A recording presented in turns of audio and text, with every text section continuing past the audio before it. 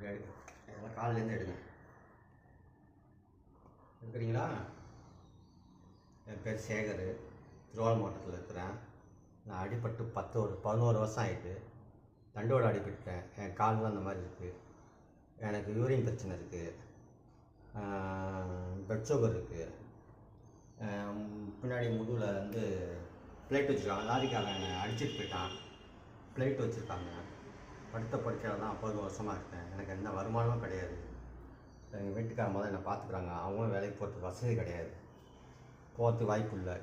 எப்போ மலம் போகணும்னு தெரியாது, யூரின் எப்போ போகணும் தெரியாது. அதாவது யூரின் டிப் மாற்றிருக்கிறேன்.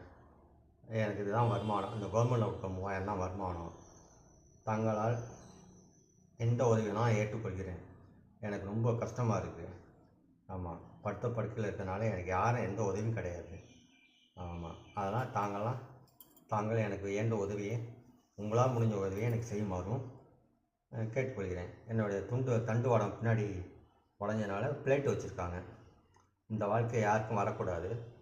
எனக்கு ரொம்ப பாதிப்பு. எனக்கு புண்ணு ரொம்ப எனக்கு தொல்லை பண்ணிகிட்ருக்கு. புண்ணுக்கும் மருந்து வாங்கி போடணும், அதுக்கும் எனக்கு பணம் கிடையாது. நான் கவர்மெண்ட்டில் என்ன 3000 தான் கொடுக்குறாங்க. பெட் சுகருக்கு மருந்து வாங்குறதுக்கு கூட எனக்கு பணம் கிடையாது. எல்லாத்துக்கும் எனக்கு உதவி செய்யுமாறு உங்களை மிகவும் தாழ்மையுடன் கேட்டுக்கொள்கிறேன்.